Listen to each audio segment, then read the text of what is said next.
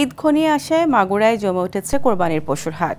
ঢাকা, চট্টগ্রাম, সিলেট সহ দেশের বিভিন্ন জেলায় পাইকারি ব্যবসায়ীরা এরই মধ্যে খামারিদের কাছ থেকে গরু কিনে বিভিন্ন জেলায় ব্যাপারীদের কাছে বিক্রি করছেন। চলতি বছর ঈদের বাজারে ৬০০ কোটি টাকার গরু বিক্রির আশা খামারি ও ব্যবসায়ীদের।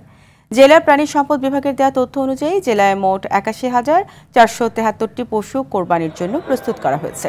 সিরাজগঞ্জে স্থায়ী অস্থায়ী প্রায় ৩৯টি পশুর হাটের অনুমোদন দিয়েছে জেলা প্রশাসন। হাটে আসা ক্রেতারা এবার পশুর দামে সন্তুষ্টি জানালেও লোকসানের আশঙ্কা বিক্রেতা ও খামারিদের।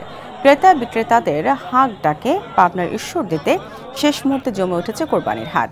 খামারি, সাধারণ ক্রেতা ও ব্যবসায়ীরা জানান, ছোট ও মাঝারি গরুর চাহিদা বেশি হয় এসব গরুর দাম বেশি। এদিকে ঈদকে সামনে রেখে ব্রাহ্মণবাড়িয়া, আখাউড়ায় পশুর হাটগুলোতে প্রতিদিনই ভিড় বাড়ছে। আখাউড়া পৌর হাট সহ উপজেলার বিভিন্ন স্থানে ৫টি অস্থায়ী পশুর হাট বসানো হয়েছে।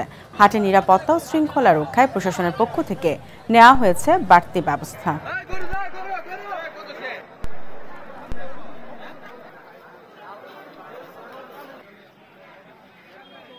আটটা গরু নিয়ে আসছি, তা 2টা গরু বেচছি আর 6টা গরু এখনো আছে। নিয়ে আসছি, 4টে বেচছি আর একটা আছে।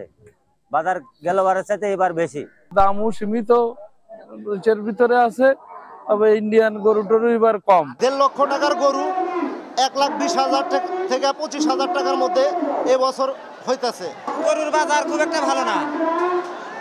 বাড়ির গরুর দাম বলছিল 1,20,000, হাটে এসে বলে 1,05,000, 7,000, 8,000। এবছর আর ঢাকাতে গরু নিয়ে যাব না, মোটামুটি এলাকাতেই বিক্রি করে ফেলবো। কিন্তু ক্রেতা আছে, কিন্তু দাম বলতেছে অনেক কম। বড় গরুর দাম তুলনামূলক একটু কম, কিন্তু ছোট যেগুলা বা মাঝারি যে গরুগুলা, এগুলো চাহিদাও বেশি, একটু তুলনামূলক দামও বেশি।